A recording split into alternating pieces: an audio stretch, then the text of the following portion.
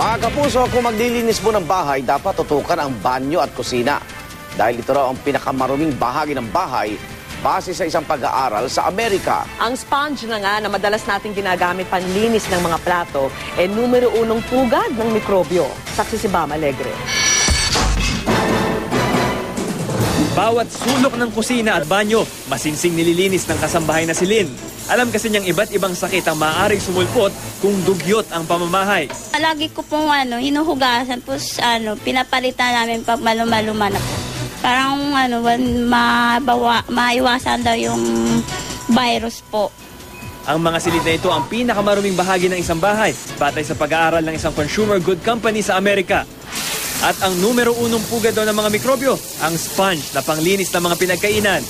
Kasunod dito ang loob ng microwave oven, gripo at refrigerator.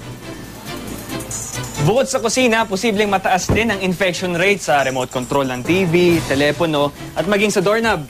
At kapag hindi raw malinis sa bahay, posibleng dito magmula ang hepatitis A virus, Shigella, Salmonella at maging ang norovirus na karaniwang sanhi ng diarrhea. Mag-ingat din daw ang mga kitikitex. Ayon sa isang lab scientist, dahil madalas nating hawakan at dalhin kung saan-saan ang ating mga cellphone, posibleng mas marumi pa raw ito kumpara sa basura. Kahit nasa siguro sa mga bags, kaya sa mga bulsa, hindi natin alam kung malinis. And then we get all these bacteria. Payo ng mga eksperto, kalinisan sa katawan ang mabisang pangontra sa peligrong hatid ng mga mikrobyo.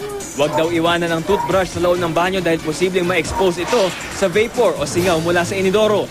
Ang mga kamay, sabunin ding maigi sa loob ng 20 segundo o katumbas ng 2 beses sa pag-awit ng happy birthday. Iwasan ding hawakan ng mga mata at bibig. It's very basic washing of hands.